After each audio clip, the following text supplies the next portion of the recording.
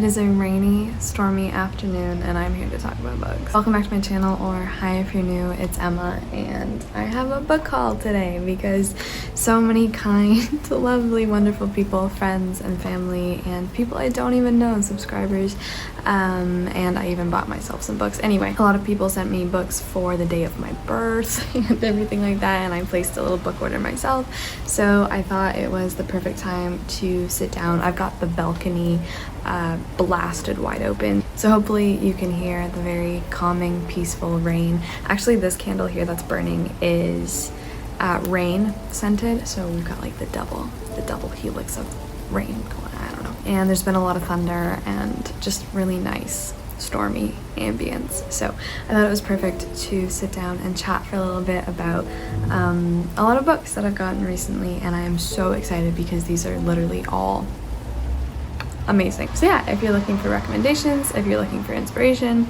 if you just want to see what I got, here we go. Everyone I mention, if they have a booktube channel or something like that, will be in the comments as well, so definitely go check everyone out there. Literally like fairy lights of life in my own life, and I can't thank you all enough for being exactly who you are. I love you so much. So this first book was gifted to me by Kira from the channel Kira Foster. You guys obviously know her. She's one of my best booktube friends. I love her so much. She gave me a couple books for my birthday, and the first one is The Dark Descent of Elizabeth Frankenstein by Kirsten White. I was so excited to receive this because this was actually, I believe it was my favorite standalone book of 2019 that I read last year. I love this. As you've probably guessed from the title and the stitched up flesh that comprises the cover, this is a retelling of Mary Shelley's classic sci-fi novel Frankenstein from the point of view of Victor's wife, Elizabeth, who basically gets almost zero screen time, and what screen time she gets is very weak, for want of a better word, in Frankenstein. So Kirsten White decides to give her her own story, takes you through the whole novel of Frankenstein and a little bit before and after the novel in terms of timeline through the eyes of Elizabeth, and they are the eyes of literally a perspective that is one of the most interesting, crazy, complicated, full of just depth and intelligence, and it was such a creepy, dark story. It actually became even darker than Frankenstein itself, if you can imagine that. Seeing through the eyes of Elizabeth was so illuminating, and just her character and who she is to Victor and everyone around her, the way that she is made a character herself, and the way that she makes herself a character, and what Kirsten White decides to do with that, and the way that she decides to tell the story is just, it was so good. I gave this 5 stars.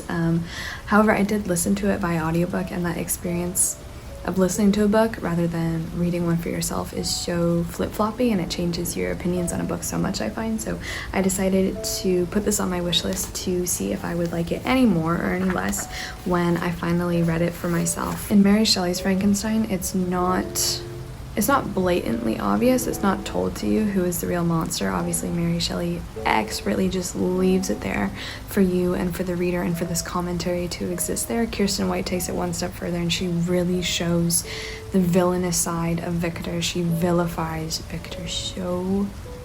oh, it's just so good. I'm always so hesitant and so kind of scared and almost cringing at what a retelling of a classic might look like, because I've read a lot of really, really bad ones. I'm sure we all have, but The Dark Descent really did not disappoint me. I think she did it really well. I think she did it justice, and I'm so excited to read this. So thank you so much, Kira. Thank you. Oh, also I should mention that Frankenstein is Kira's favorite book, so this was perfect. Kira also gifted me a book that I'm so scared is gonna break my whole heart apart, and that is A Little Life by Hanya Yanagihara, because I've seen this book break apart so many people's hearts.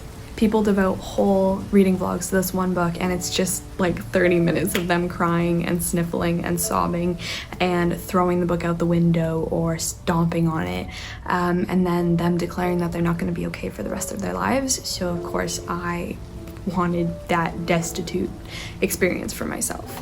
I know A Little Life is a really highly acclaimed book that follows, I believe it's 4 Yes, 4 college classmates who are broke, adrift, and held together only by their friendship and ambition as they move to New York in search of fame and fortune.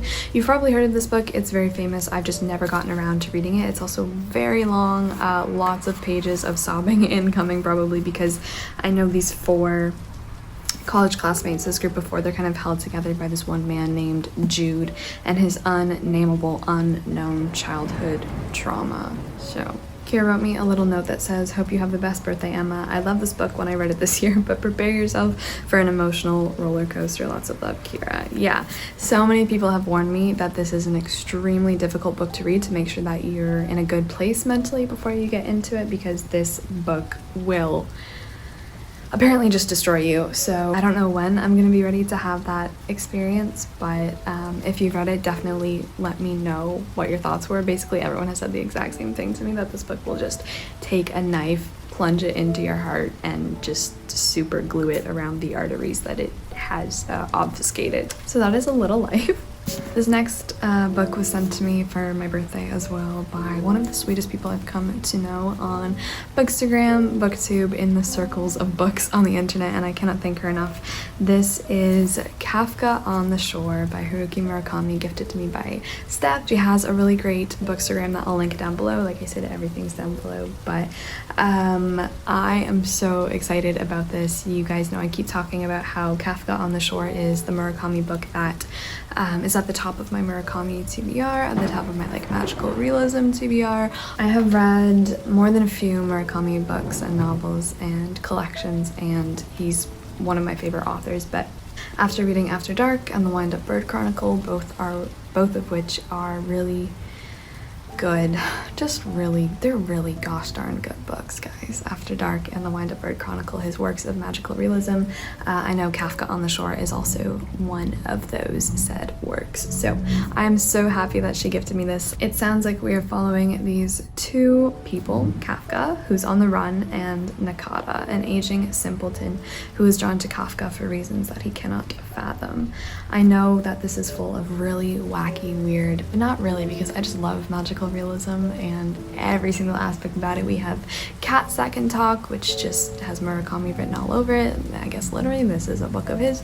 We have fish that fall from the sky. We have so many other things going on. I've heard this is one of his best works ever. Anything that says a metaphysical mind bender on the cover, I would really like to read that book. So this is Kafka on the Shore. Thank you so much, Steph. Thank you, thank you, thank you. Next, I have a book that was sent to me by a really, really sweet subscriber. Thank you so much. You guys write me the most beautifully worded notes that just like fit and slide and snuggle their way into my heart, and I can't just thank you enough, and I wish I could give you all a big hug. This comes from a lovely, wonderful person named Karen, and she got me Decreation by Anne Carson. Yeah. I just like scream whenever I see Anne Carson, hear her unearthly name, or get my hands on another one of her gold-studded creations. I put this one on my wish list because it sounded okay. I just want to read all of Anne Carson's books. We all know this, but Decreation, poetry, essays, opera. Right? I am on a mission to acquire all of Anne Carson's books, read them all. I've read all of her works that I own by now. They've all been 4 and 5 stars. Some of them became my favorite works ever, and she is quickly becoming basically one of the people at the top of my favorite authors ever list. So, Decreation, I haven't heard too much about, but the synopsis and a lot of comments made by reviewers and other people in the field really, really interested me, because it's described as undoing the creature in us, as an undoing of the self and of ourselves. This is a poetry book made up of so many forms, experimental forms, things like screenplay, poems, oratorios, shot lists, essays. I love Anne Carson's pseudo mini strange essays. They are just like the most mind-blowing things you'll ever read. It says that she slowly moves through these forms and dismantles them, and in doing so seeks to move through to the self, to its undoing. I also just love this description of Anne Carson on the back, because it calls her a prophet of the unknowable, which is like the coolest thing. I just have so much I'm just the biggest fangirl for Anne Carson. That's all I've become recently, and I'm totally okay with that. If I ever meet her, I will just go mute. Like, just no words will cross the barrier of speech threshold. So that is Decreation. Thank you so much, Karen. I'm so excited to get into this. We all know this is probably going to be a 5-star. Next up, I have some really, really lovely gifts from my friend Mary from Mary Among Stories. Thank you so gosh darn much. She got me a book that has been recommended to me by literally over like 22 people now. Whenever you guys recommend me things, I write them down. I have like a little journal that I keep them in and a list, and this one kept cropping up the most. It is another work of magical realism, another classic, modern classic, I suppose. It came as a huge recommendation after I finished 100 Years of Solitude by Gabriel Garcia Marquez, which is one of my favorite books ever now. Anyway, it is The House of the Spirits. Come on, Emma, get it together. It is The House of the Spirits by Isabel Allende. I am, first of all, look at how beautiful this cover is. Can we just take, wow, okay, it's also one of those like buttery covers. Oh my gosh. Like I said, so many people recommended this to me. Mary's note in here, I don't even want to read it because it's just, she has the kindest words in her heart, and it's just unbelievable how kind and glowing and a literal sun she is. She's not even sunshine, she's just the whole sun. The House of the Spirits sounds very, very similar actually to 100 Years of Solitude, which is a comment a lot of people have made as well, that we're following many years of lineage and many generations of the family. I think a woman, or at least all the women of this household, can see spirits and are connected to the spirit world or a world outside of our own, and can communicate and converse back and forth with it, which is so interesting. It says that the patriarch Esteban is a volatile, proud man whose voracious pursuit of political power is tempered only by his love for his delicate wife Clara, a woman with a mystical connection to the spirit world. Isabel Allende is an extremely famous, well-known Chilean author, and so many other of her works have been recommended to me as well. So this is one of the books that I'm most excited to read. I just want to see like what it's like, especially because it sounds so similar to 100 Years of Solitude, and see kind of what's different, what the politics are doing in here, what magical realism itself is doing in here, and I'm just so happy about this. Mary, thank you so much. Also super surprised that she got me this other book that I had no idea was coming. She just knows me, and I didn't even know that these editions existed of the specific manga, but they do, and they came into my life to bless my whole take on this manga. Okay, let me just show you. I just can't stop smiling about it. It's Sailor Moon Volume 3. This is the Eternal Edition. Mary, you've done it again. Oh my gosh. Happy birthday. Since you're Sailor Mars, you obviously need to own this. This was before I cut my hair. I feel like now I'm probably Sailor Saturn. Can't wait to gush more about Sailor Moon with you. Lots of love, Mary. Really getting into the manga and the show again and the whole world, and thank you. Sailor Moon Volume 1 is on my August TBR, and I'm so happy to own this because now I can continue with the series, and this makes me unbelievably happy, so thank you so much. Moon Prison Power.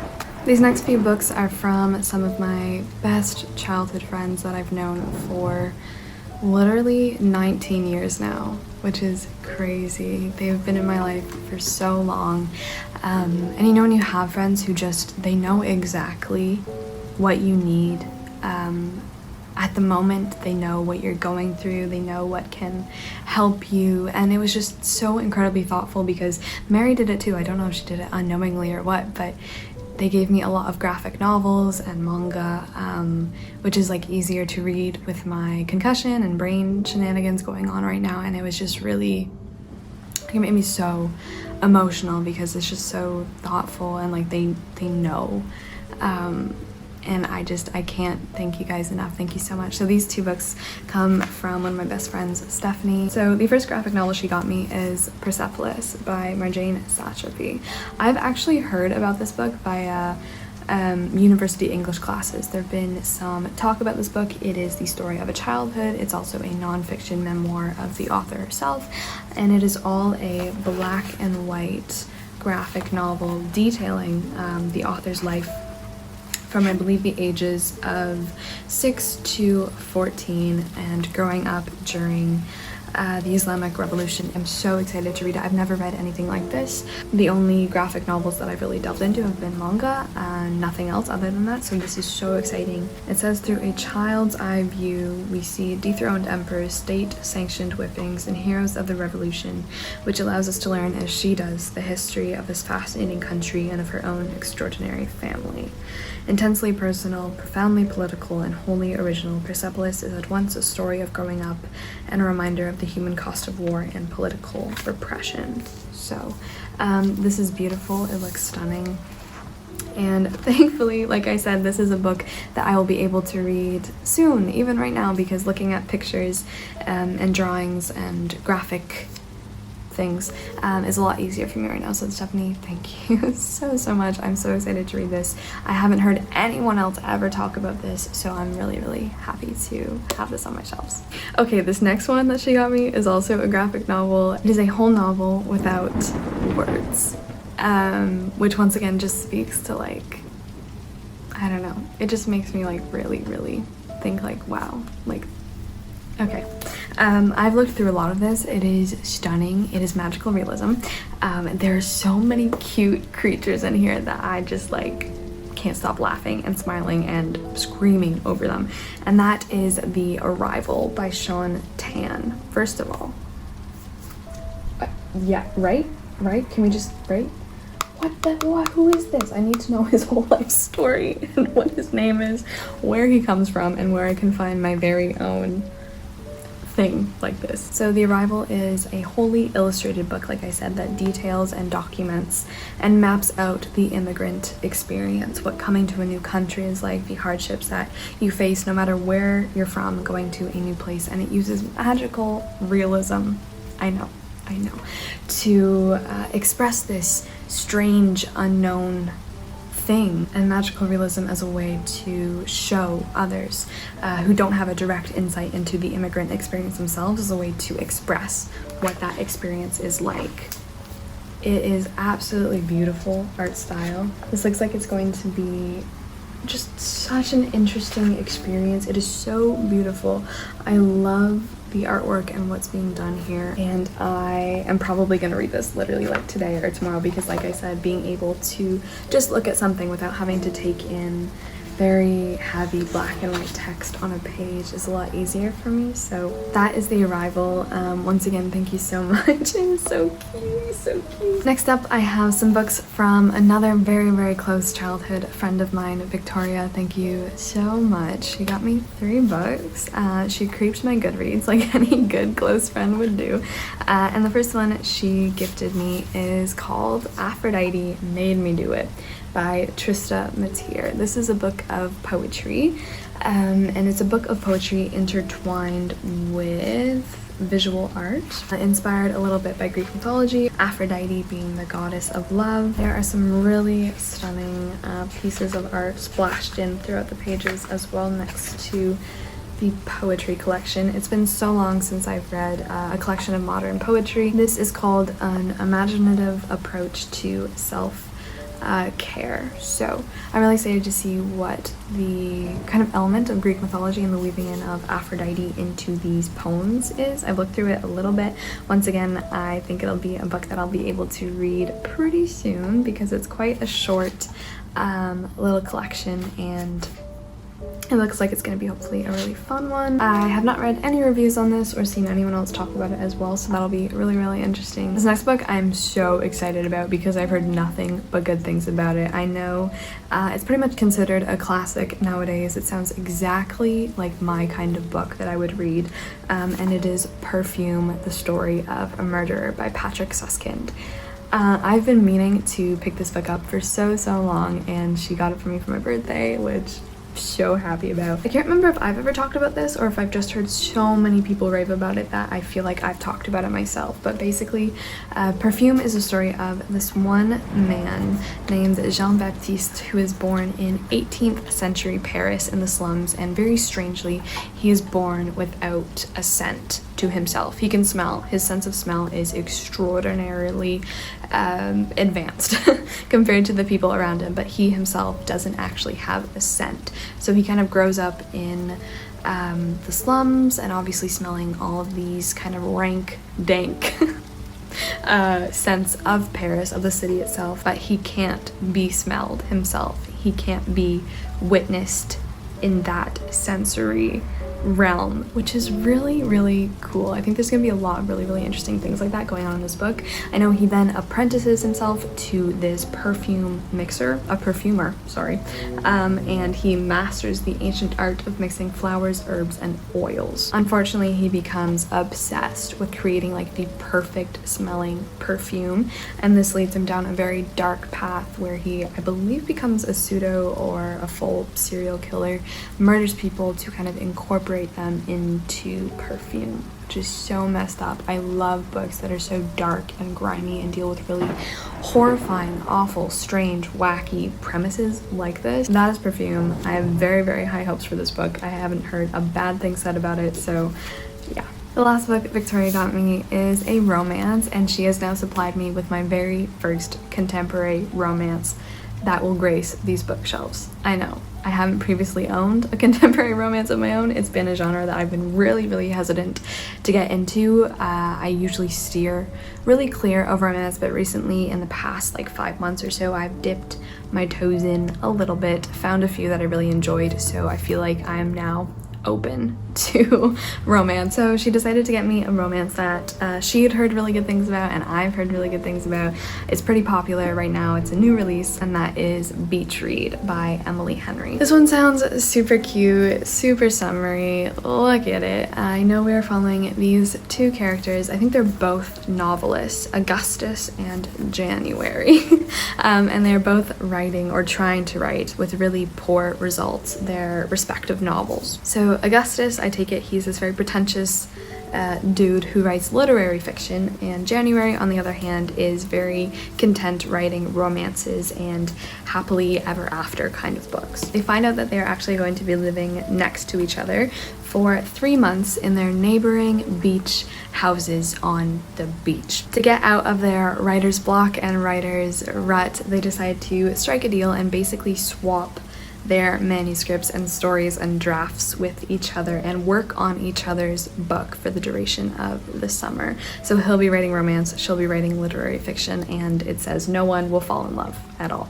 It really, kids, no love here, nothing to see here. Romance, dead. Obviously not.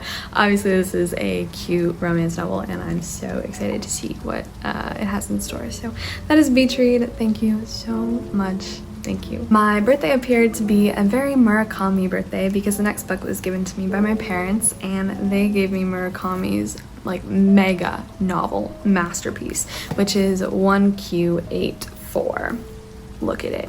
Originally it's published in actually 3 volumes because it's over 1,000 pages long. I believe it's 1,100, almost 1,200 pages long, and this is considered like his magnum opus. This is a work of parallel universes, of magical realism again, of strange things going on. It is fantasy, it is a mystery, it is romance, it is dystopia. I'm so excited to get into this. I know there's this whole Murakami universe where characters and elements and places and tropes vary and interact across his novels. I know there's elements of, I think, After Dark in this book, and other elements from other works of his that appear or crop up in here, and that is like such a cool concept to me. I know other authors like David Mitchell, who is also one of my favorite authors, plays around a lot with that and has really quirky, strange, interactive elements between his novels, which is an insane thing to do as an author, and I love it. I really don't know hardly anything about 1Q84, and I want to keep it that way. The only thing I know is that we are following this woman who stumbles into a parallel universe, and she decides to call it 1Q84. So the fact that this book is titled with the name of a parallel universe, so Murakami, because that's exactly what it feels like when you read one of his novels. You feel like you're in a whole other world. Thank you so much, mother and father, for gifting me this book. I am literally so over the moon and excited about it. So that is one Q84. It was also quite the Rilkean birthday as well, because I got a few books from my favorite poet ever, Rilke. Do I need to say it again? Let's say it again. This one came from Lucy, and this just sounds like exactly the kind of book I've been needing recently in my life. She said, "I hope Rilke's words can bring you comfort and inspiration as they do for me." So she sent me The Dark Interval, letters on loss, grief, and transformation. These are all letters of Rilke talking about loss and death, and grief, and in some cases guiding and trying to express the relationship between life and death and our experience with it, and more than that, our responsibility to live knowing we encompass and contain both of those things within us. In more cases than not, he is writing letters to his friends and family who just dealt with really big losses and voids in their life, and is trying to comfort them through his so beautiful work and thought and imagination of this philosophy that he creates. That's one of the best things and one of the most lovely things that I love about Rilke, is his idea of death and life. It's expressed so beautifully and intricately in all of his works, and so to have like a collection of his letters that talk exclusively about that relationship and about this mystery of humanity is really exciting to me, and I'm so happy that you gave me this, Lucy. Thank you so much. My roommates also gave me a collection of Rilke's poetry that I didn't yet have because they know how much I love him.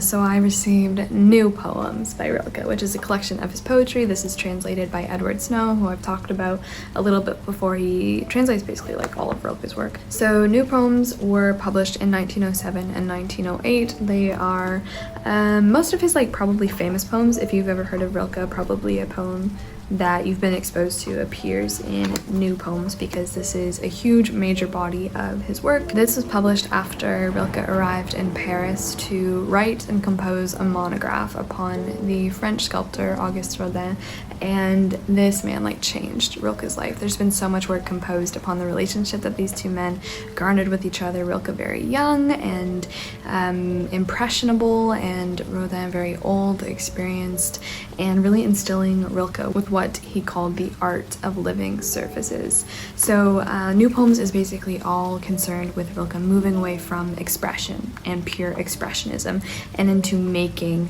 realities, which is so exciting. Yeah, I'm so unbelievably happy about this because we all know how much I love Rilke, so that is the other one I got. Finally, the last book of this book haul for now is a book that I bought myself, because when it's your birthday and you love books, you better buy a book for yourself, okay? Do it. The one I decided to pick up is one I've heard a little bit about, and it sounded really cute, fun, heartwarming, and also a little bit magical realism-y. That is Before the Coffee Gets Cold by Toshikazu Kawaguchi.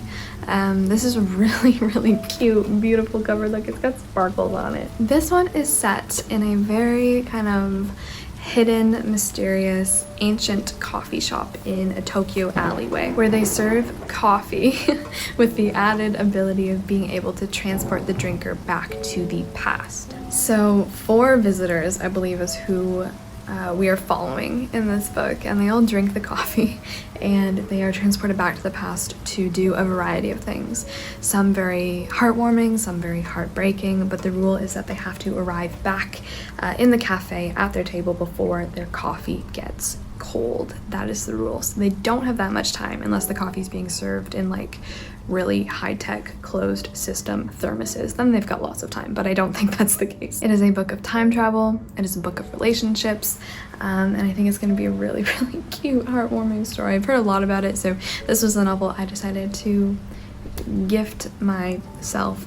So let me know if you have read any of these books. I am so excited. Like, they're all such beautiful, stunning books that I know I'm gonna love. You all like know me so well. Thank you so much.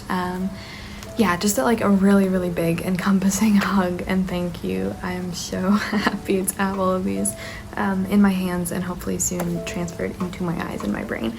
If you have read any of these, let me know which ones were your faves. I hope you enjoyed the rainstorm and the rain and these books, and I will see you very soon in my next video. Ciao.